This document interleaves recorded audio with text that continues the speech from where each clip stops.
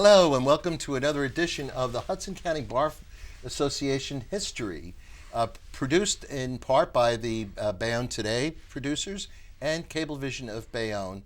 And today we have a wonderful guest by the name of Joe Sherman, who's got quite a few decades of history in the practicing in the Hudson County Bar before many of the judges.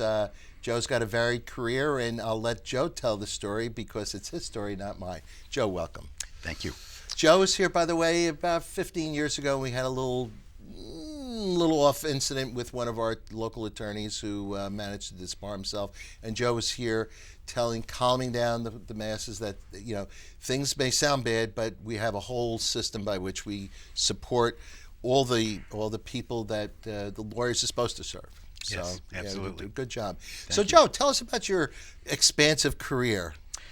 Not from grammar school, but you know what I'm talking about. I just retired last week, by the way. Congratulations. Thank you. Congratulations. So my career has kind of come to a close, so this is really all history now. There you go. I lived in the Midwest, and I went to law school in Topeka, Kansas. I went We're out. not in Kansas anymore, you know. I know, but I'm going back to my roots a little bit with that too. Good. But I went to law school in the same town where I had been working, and a friend of mine was a member of the faculty at Washburn University Law School, and he suggested to me that he thought I got to go to law school because I was a good problem solver. Nice. And I told him I thought he was crazy, and he then filled out an application to take the GREs or whatever they were called at the time, and I took a prep course and took the bar exam. I applied to one law school, Topeka, Kansas, Washburn University. The rest is history. I came back east. I worked in the city for about a year in a very large bankruptcy department in a very large firm. And then I ended up out in Jersey. I was living in Jersey, and so I was looking to avoid the commute. So I started with the Scarinci firm when they opened their doors back in 1988 and was there for 14 years. Oh. And then I left there to become Hudson County Counsel, and I spent a little more than 2 very, very interesting years at Hudson County Council. Was the G there? Who's the county executive? It was Bernie Hartnett. It was Bernie Hartnett. Okay. And there was a lot of stuff that went on during that time period. There was a whole transitional kind of a lot of politics and all that kind of stuff, and I ended up in the crosshairs on more than one occasion. But that's Hudson County. Yeah. And from there I became corporation counsel in Hoboken for a little more than 4 years. Oh, I remember that. Yeah. And was that Tony? Was Russo there at the time? No, he had left. That was Dave Roberts. Oh, Dave Roberts. Yeah, right. I remember Dave. And then I went back into private practice, and from the time I left Hoboken, I spent the next 11 years or so doing primarily property taxation work. Nice. So that was what I concentrated on. It's government related. Well, it was all government related. Yeah. I was dealing with people that were in the government. But I mean, you got such a great varied combination of things. Oh yeah. I mean, starting working in the city. I mean, very few lawyers, I think, can say that. I just, as a little aside, I was at J.P. Morgan in my last years of law school at night. I can't tell you how many lawyers came from the corporate world who couldn't stand being attorneys. They just got burned out in a very quick time. I'll tell you, when I went to law school, I never went with the intention of practicing law. Really? That was one of the things that this Welcome friend to convinced the club. me. Yeah. Thanks. I was supposed to go to work for, in 1985, for what was then the 4th largest for-profit hospital corporation in the country. And I was still in Topeka, and I got flown down to Dallas, and I met with the person that was promoting me for this job, who was with this company, and their big vice president came in from California, and they interviewed me, and I got a job offer, and I would have been the highest paid member of my graduating class. Mm-hmm. And then I took a little vacation and came back east, and I was going to fly from New York to Houston, which is where they were going to base me, to look for a place to stay. And in 1985, Houston is so overbuilt that if you rented a 3-bedroom condominium, you'd probably get a 3-year lease with about 8 months for free. Wow. So it was an interesting thing. But I had my airplane ticket, and I get a phone call from the guy who hired me. He said, "Take the ticket, tear it up." I said, "Why?" And he says, "You don't have a job anymore." Wow. And I said, "Well, why?" And he said, "Well, the company just came out with a its quarterly earnings report, and they had lost over $250 million. Holy So they started moly. slashing jobs, and they Quarter started of a selling billion off dollars. assets. Holy moly. My friend ended up putting together a consortium and bought a bunch of the hospitals in the Texas area and turned them into AIDS treatment clinics, and became a multimillionaire. And that was the end of that. And I had a drop back 10 and punt. I clerked for a standing Chapter 13 trustee in Topeka, and so he said to me, "I've got 6 months worth of work for you. Come, stay here, work, use this as a base to look for jobs," and that's what I did. And then I ended up coming back east. I went into the bankruptcy department of a very large firm in the city. What were you doing? 7s, 13s, 11s? Maybe mostly 11s. Most 11s, I mean, yeah. those were big corporate 11s. Yeah. I actually followed a judge around for a few days with papers, and I followed him around because we filed for a major oil company, and I was the one that got the paper signed by the judge. The judge gave me his itinerary because he knew what was coming. He said, "This is where I'm going to be. If you have to see me here, you see this person," and I followed him around. It's interesting, folks, because what Joe's talking about, 7s, 9s, well, 9s are really municipal, 11s and 13s.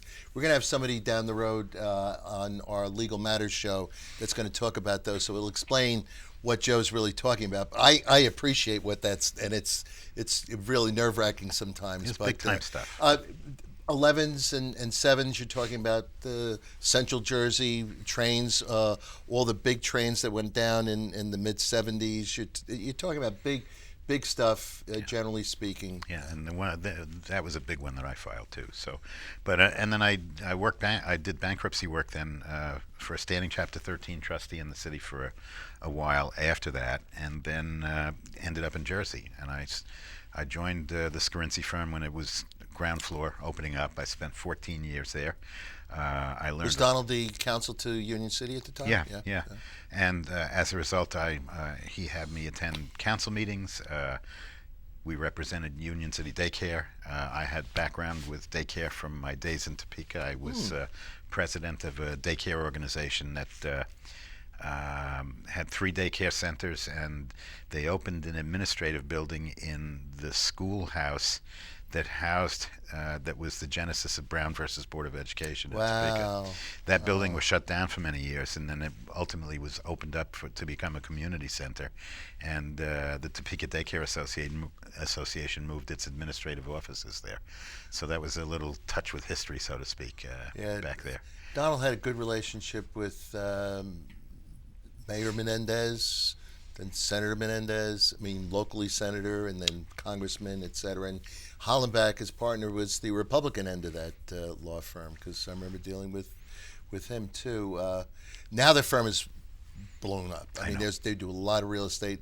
A lot of people down by me and down in Monmouth County. They've branched out from their municipal base, and one of the top 10 in the state right now. Good firm. And if it's a go-to firm, it really is a go-to firm. I learned a lot there. I appreciate everything that Donald gave me an opportunity to do, and it was good time. You know what's cool? He's doing all these seminars for ICL on history, and it's one of those parts of him that I never expected, and he does a really wonderful job. Yeah. It takes a lot of research and a lot of effort on Absolutely. that. And he's another gem of Hudson County, if you want to call it that, Hudson County Bar.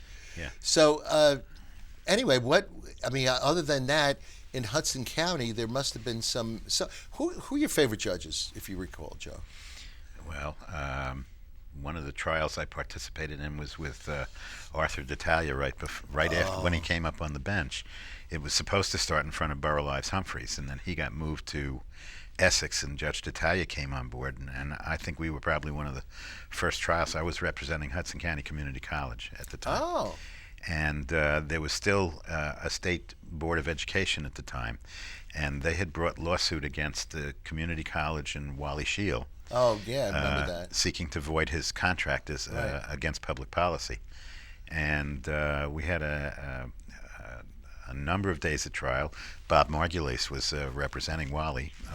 That's how I first met him, as a matter of fact. Okay. And it was a fascinating trial. Wally went down in Florida, too. I don't know if he's still alive. No, he's gone.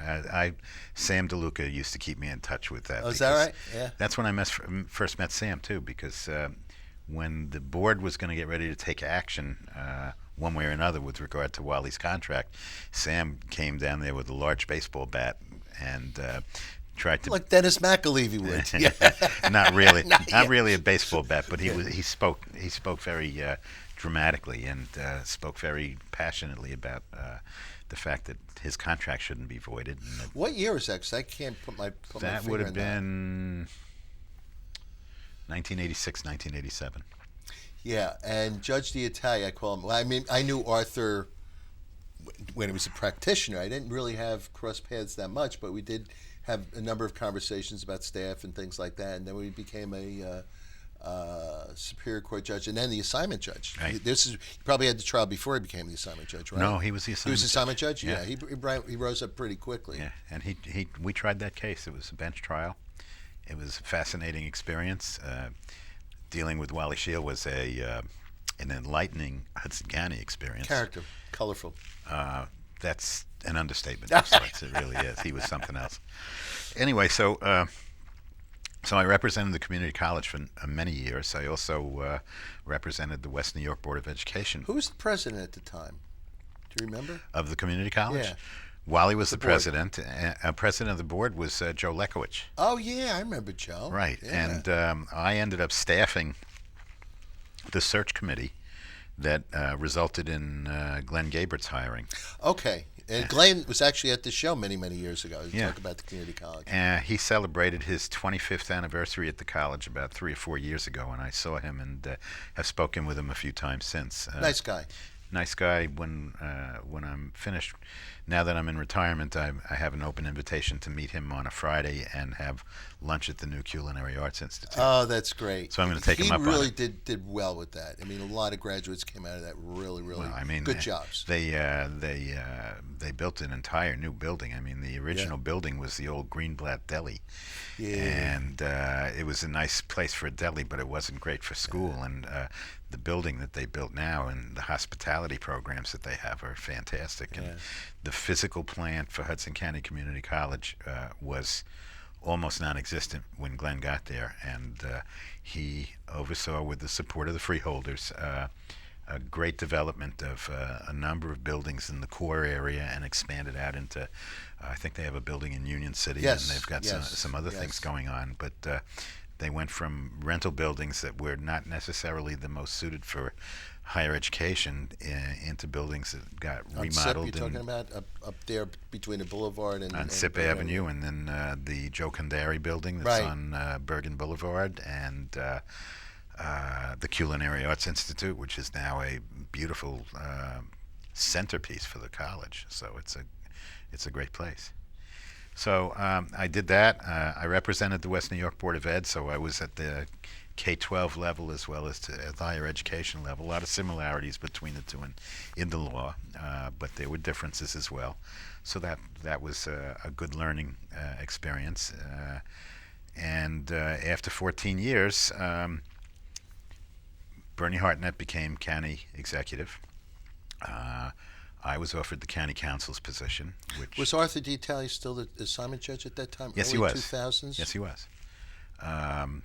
And that was a very interesting and tumultuous couple of years for me, because there was a lot of Hudson County stuff going on. Oh, there are factions all over the place. Yeah. And this is after Bob Jankowski wound up going away. After Bob left, Hartnett was appointed for the remainder of his, not the remainder of his term, but until there was Till the next election, next special election, right? And I got in his crosshairs because he wanted me to write a legal opinion with regard to where he should be placed on the ballot, above or below the line. And And that's pretty well set. well, it was pretty well set, and my legal opinion didn't really. It wasn't what he But wanted. I'm really surprised because he was a county chairman Right. who probably didn't pay attention. Of course, he was a utilities guy too, you know, Right. which means you don't get into the government stuff. And I did enough election contests to know the pecking order in which you go here, whether it's Sure. primary or general, Right. and you just don't say, I want to be here. Well, and he he kind of made it clear to me he wanted a certain legal opinion a certain way, and I basically, in my opinion, I said to him, "You've asked me to write an opinion in a certain way. I'll give you a correct application of the law." And the chips then fell where they may, and Peter Weiss got a hold of my letter. Wow. And I was on the front page of the Jersey Journal the next day, and I never had another conversation with Bernie Hartnett after that. Tom DeGeese became the county executive, and he thanked me for my time and said to me that he was going to appoint somebody else. And Well, Don Batista's been there ever since. ever since, that's right. Yeah. And Well, then they were good friends. They were really close friends. I know. And I moved on to Hoboken then. And I was in Hoboken then for a little more than 4 years, spanning. That's a really, I mean, Hoboken's a unique town. All of our towns are unique, but Hoboken, given its waterfront, its mile square, its diversity, rails, all that stuff. You've got a mini New York City right there. A lot of stuff went on there, a lot of stuff. And it was another interesting time. Dave Roberts was an interesting person to work for,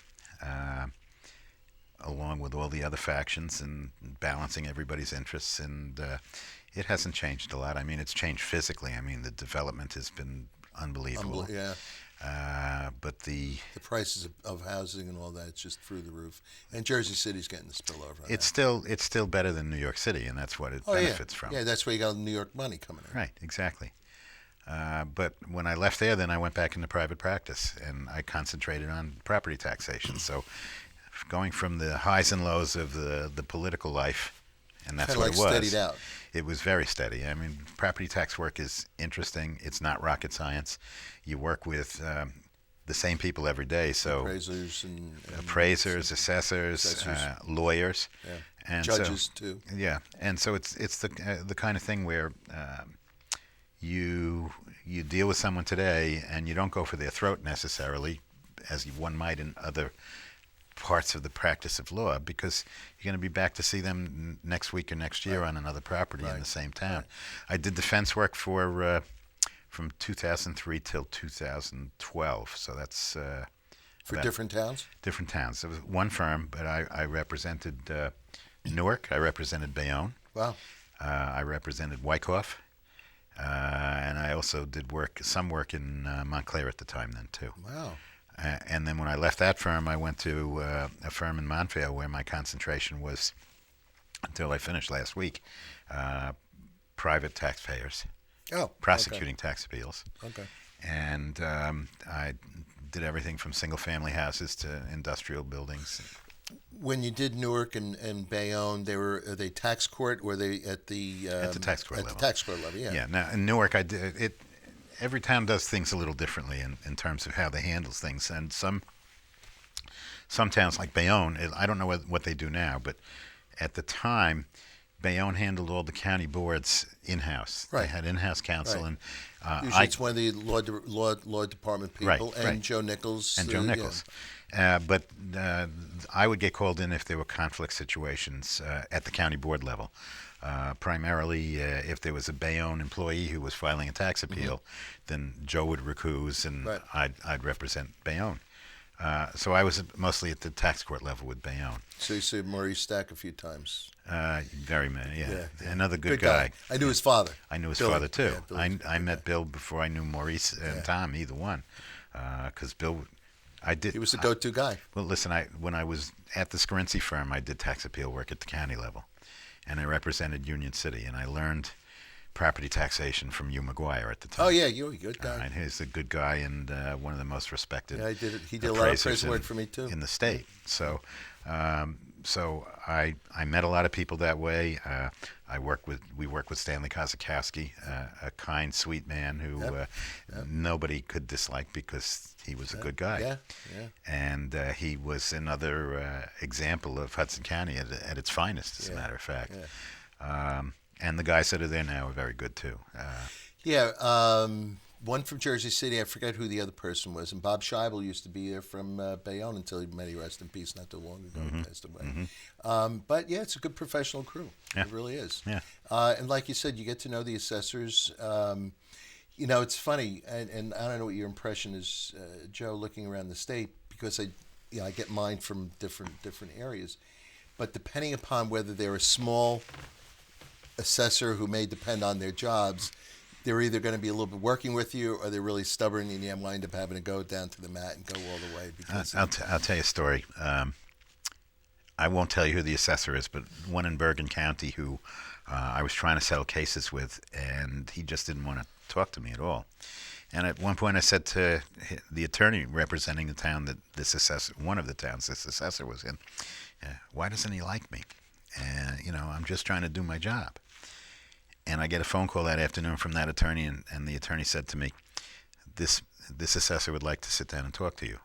Are you interested in doing that? And I said, when and where? And I went down, I talked to him, I suggested to him that I wasn't some hack that was just trying to push people around or thinking that I was filing appeals just to get a reduction. And I gave him my resume almost like I've just given it to you. And I said to him, I'm not a hack, I know my way around, I have some understanding about what I'm doing, and I'm not here to try to make anybody look foolish, I'm trying to do my job. And we got along famously after that. And I was able to settle cases with him where Good. other people couldn't.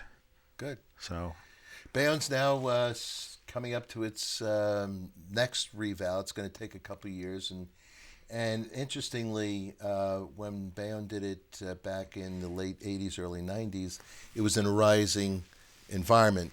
And Rubenstein from West New York, Sure. he does a lot of stuff. Mm-hmm. And when he started, and 3 years later, the numbers that he started from 3 years ago really weren't all that. So they melded it in 85 and instead of 100. And I was able to see a lot of opportunities at that point because Sure. it was just not stuff in the right. Well, Bayonne is well set with Joe Nichols there. The deputy assessor from Jersey City retired and has come on board in Bayonne to help oversee the revaluation. And it's my understanding that Joe plans on retiring after the reval is done. Yes. Michelle Hennessy is someone I work with. Oh, yes. Yeah, she has a good reputation in Jersey City. A great professional reputation, very well respected. She'll take good care of people in Bayonne. She'll be good with them. She'll be very pretty good soon. with them. One of those other shows I'm looking to do, because we haven't done them in so long, it's going to be 25 plus years, is again to explain how the whole assessment process, because people to this day, and Joe, you know this, I want to appeal my taxes, and it's hard for them to understand. It's not your taxes, it's your assessment. It's an educational process. Every time I would get a new person who hasn't done a tax appeal before, where we start with, I want to appeal my taxes, and then we walk through the whole process.